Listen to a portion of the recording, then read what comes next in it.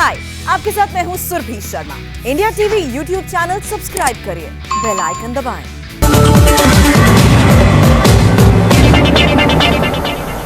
जब परिवार क्राइसिस में होता है तो परिवार के लोग आपस में नहीं लड़ते, सबसे पहले क्राइसिस से लड़ते हैं और क्राइसिस दूर होने के बाद आपसी मनमुटाव को दूर करते हैं।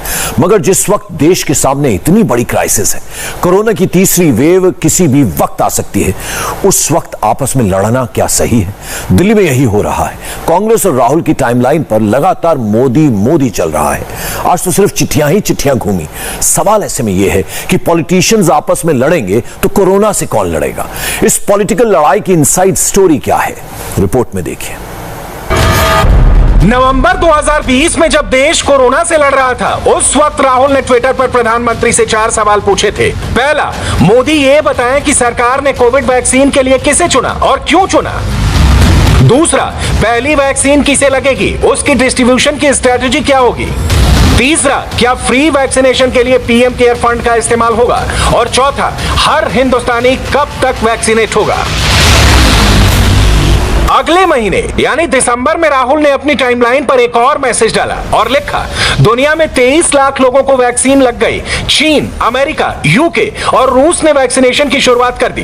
अब तंज कसते हुए कहा कि इंडिया का नंबर कब आएगा मोदी जी।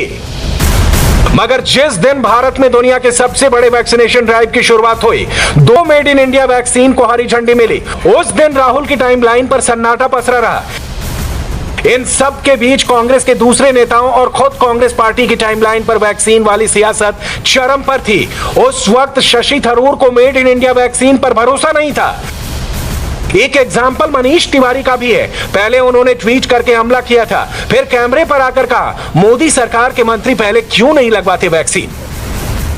इसको लेकर अभी भी कई गंभीर सवाल हैं जिनका जवाब सरकार ने नहीं दिया है। अगर ये टीका इतना ही सुरक्षित है, इतना ही कामदेह है, तो अभी तक इस सरकार का कोई जिम्मेदार मंत्री सामने क्यों नहीं आया कि सबसे पहले मुझे टीका लगाओ, जिससे कि लोगों में संदेश जाए कि ये टीका बिल्कुल पूरी तरह से सुरक्षित है।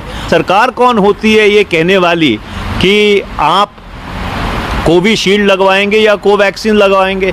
ये तो आपको तय करना है ना कि आप कौन सी दवाई खाना चाहते हैं, कौन सी वैक्सीन लगाना चाहते हैं। और ख़ासकर जब इतने विशेषज्ञों ने इतने बुनियादी सवाल उठाए हैं कोवैक्सीन को लेकर, इस परिस्थिति में हमें नहीं लगता कि लोगों को मजबूर करना कि आप वो वैक्सीन लगवाओ जो सरकार सुनिश्चित कर रही है, वो कोई ठीक बात नहीं है।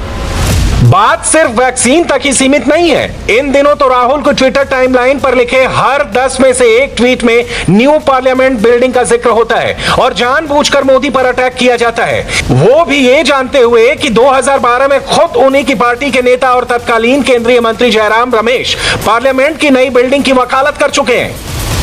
खैर, सबसे पहले वैक्सीन वाली सियासत की बात करेंगे, क्योंकि इसके सियासी एक्टर्स की लिस्ट काफी लंबी है। हम एक एक करके सारे चेहरों से आपकी मुलाकात कराएंगे।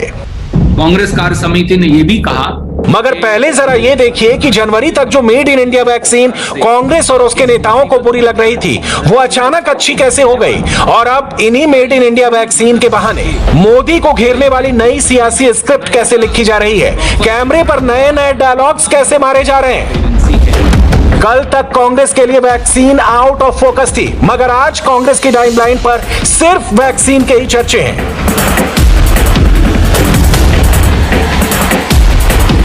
Rahul speak up to save lives वाला हैशटैग चलाते हैं और चुपके से आरोग्य सेतु को अयोग्य सेतु और कोविन ऐप को नोविन बताकर मोदी विरोध की सियासत चमकाते हैं। इन सब के बीच मंगलवार को बीजेपी अध्यक्ष जेपी नड्डा सामने आए।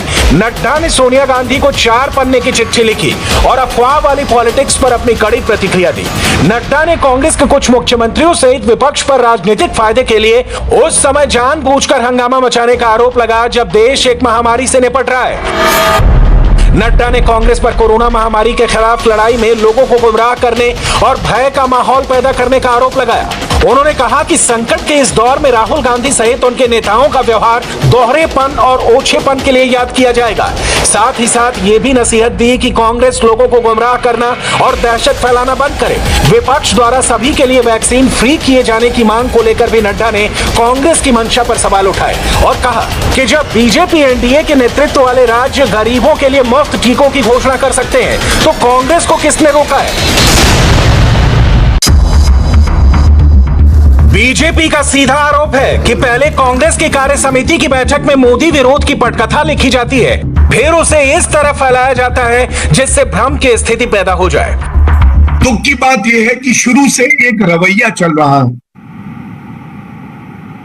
कांग्रेस का हाथ कभी इसलिए आगे नहीं बढ़ा कि वो हाथ मजबूती के लिए बढ़े, वो हाथ बढ़ा कि हम किस तरह से केंद्र सरकार के प्रयासों को विफल कर दें और धक्का दे दें।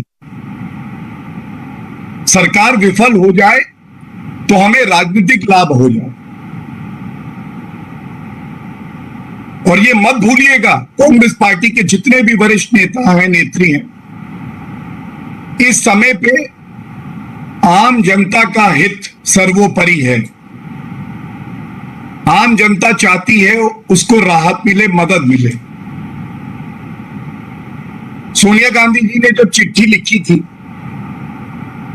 तो इस चिट्ठी को उन्होंने 7 मई 2021 में लिखा और उनकी बैठकें भी हुई हैं पार्लियामेंट्री पार्टी की।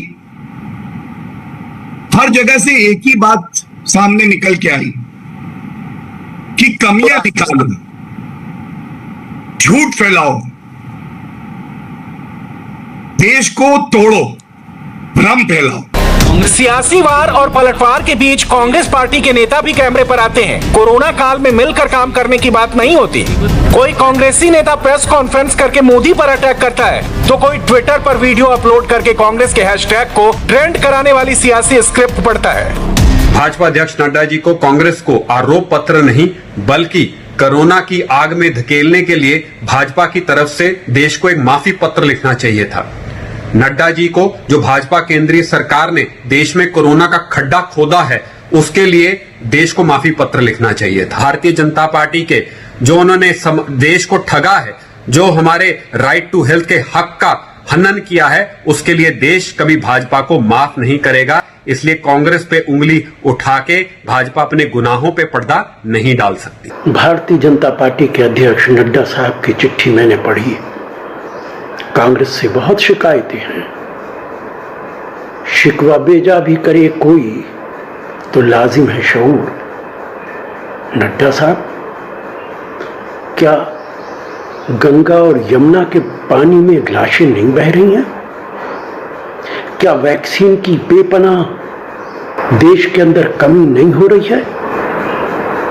क्या पूरे देश के अंदर ऑक्सीजन की कमी नहीं है? लोग बगैर ऑक्सीजन के नहीं मारे जा रहे? क्या अस्पतालों के अंदर बेड्स अवेलेबल हैं? हाहाकार मचा है और आप कह रहे हैं कि कांग्रेस पार्टी देश को मिसगाइड कर रही है। सियासी बयानबाजी करना तो सियासतदानों का काम है। कैमरे पर आकर खुद को पाक साफ बताने में भी कोई हर्ज नहीं है, लेकिन फिर फैक्ट्स का क्या? अगर कांग्रेस पर कोई आरोप लग रहे हैं तो इसके पीछे कोई ना कोई वजह तो जरूर होगी। चलिए अब इसी की बात करते हैं और कुछ फैक्ट्स आपको दिखाते हैं। पहले वैक्सीन पर अफवाह की कुछ लिस्ट देखिए। छत्तीसगढ़ के कैबिनेट मिनिस्टर टीएस सिंहदेव ने 10 जनवरी 2021 को कहा था कि वो छत्तीसगढ़ में मेड इन इंडिया कोवैक्सीन के इस्तेमाल का समर्थन नहीं करते, क्योंकि जब तक टेस्टिंग प्रक्रिया पूरी नहीं होती तब तक ये वैक्सीन सेफ नहीं। भ्रम फैलाने का ये सिलसिला फरवरी 2021 में भी चला और 3rd फेज के ट्रायल के बहाने भ्रम की स्थिति पैदा की गई। पंजाब की कांग्रेस सरकार ने भी कोवैक्सीन के इस्तेमाल से इनकार कर दिया, वो भी तब जब एफिशिएंसी डेटा आ चुका था। ठीक इसी तरह झारखंड में कांग्रेस समर्थित हेमंत सोरेन की सरकार के हेल्थ मिनिस्टर बन्ना गुप्ता ने भारत में वैक्सीनेशन ड्राइव के ऐलान के बाद कहा कि भारत के लोगों को प्रयोगशाला का चूहा नहीं बनाना चाहिए। दिसंबर 2020 से लेकर जनवरी 2021 के दौरान कांग्रेसी नेता आनंद शर्मा, शशि थरूर और जयराम रमेश भी वैक्सीन को लेकर अपनी आपत्ति जता चुके थे। हाय, आई एम सुरभि शर्मा। खबरों से अपडेट रहने के लिए India TV YouTube channel subscribe करिए, साथ में बेल आइकन जरूर दबाएं। जुड़े रहें इंडिया टीवी के साथ।